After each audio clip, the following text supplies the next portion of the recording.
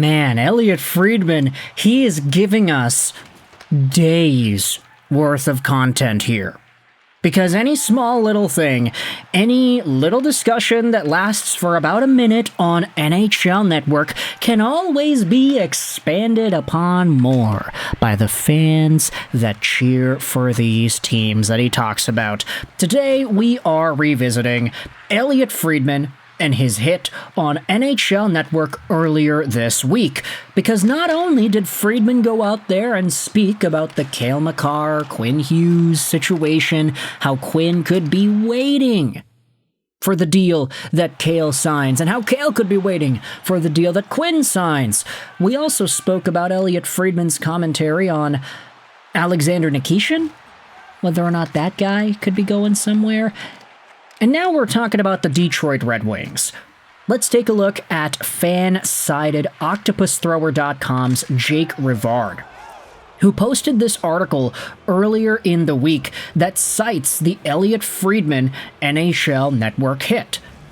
The top NHL insider is offering us an update on the Red Wings GM search. Friedman has a few updates on the general manager front. This article is going to be linked in the description down below. Shout out to Octopus Thrower and the writer Jake Rivard. Take a look at what's going on over here.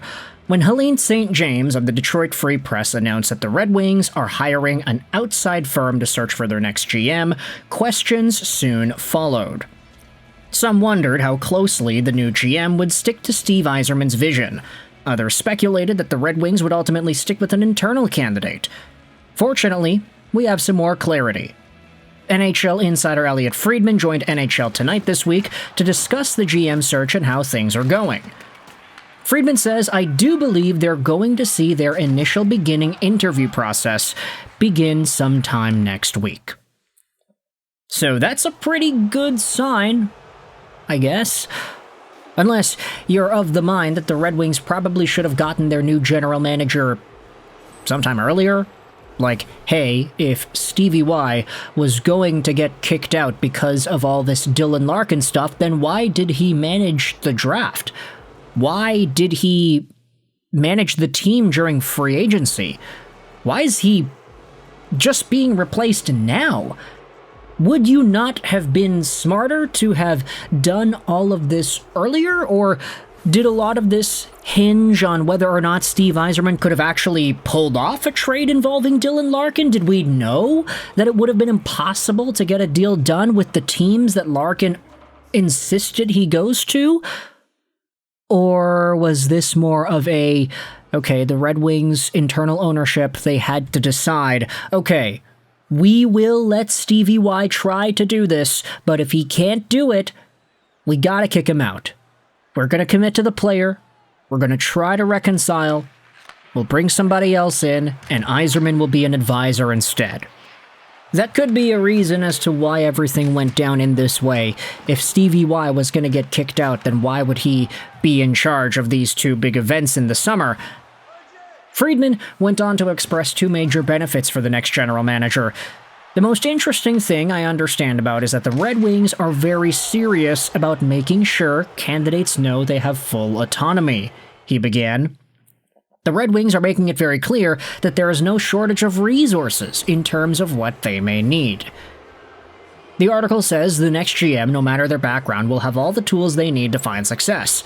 Friedman indicated that this is a job that will garner a lot of interest, given Detroit's history and willingness to provide any resources needed. Additionally, he pointed out that the Red Wings are open-minded about the role getting split between GM and President of Hockey Operations roles. Friedman said this, that a plan is necessary. The Red Wings have made it pretty clear they want whoever to join the team to come in with a plan. The candidate needs to show that they can make Michigan and Detroit a destination. It's not the toughest job in the NHL, but it's certainly one that will require a bit of work. Unfortunately, this article says, the original six moniker doesn't carry the same weight it used to. The new GM needs to plan for everything, from attracting talent to building Hockeytown back up to its former glory. This quote, however, indicates that the executives and ownership group recognize the problems Detroit faces. They know how hard it can be to compete in today's NHL and are willing to do whatever it takes to bring the team back to contention. Now, is that really the way things are going down? Is it harder to sell Detroit as an Original Six team? You know what, I guess it makes sense, considering the fact that the Wings have been disappointingly bad over the past few Marches in a row. Sometimes, if you're a free agent, you just want to go to a team where you have a chance to win, whilst also being an important part of that team. The Red Wings have had a few guys that have been interesting free agent acquisitions and guys that have had varying levels of success. But if other teams just have better pitches than the Detroit Red Wings at this point because the new GM doesn't have a plan, then they may be in trouble here. Friedman went out there and also said this: the biggest surprise came at the end of the interview. It might not be a traditional hockey person. It might be different, Friedman added. There is one name I want to mention that I don't think has been out there a lot. His name is Jeff Greenberg. He is the general manager of the Detroit Tigers. Greenberg worked as an assistant GM of the Blackhawks during the 22-23 season before joining the Tigers. The Tigers, coincidentally, are also owned by the Elliotte family. Greenberg's close proximity to the ownership group may give him a bit of an edge with the interview process. That said, Friedman made sure to stress that no candidate in particular is a lock for the position. Since this recruitment process is being handled by an outside firm, they'll be able to put individual biases aside in order to recruit the best possible candidate. So, from one Detroit team to another, Jeff Greenberg, the GM of the Detroit Tigers, could become the Red Wings GM too? Or instead, I don't know.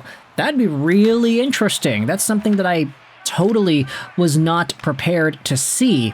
There have been some other names that have been rumored around as well. Sean Horkoff, Chris Draper, Scott White. So some internal candidates, other guys that have been floating around this bubble.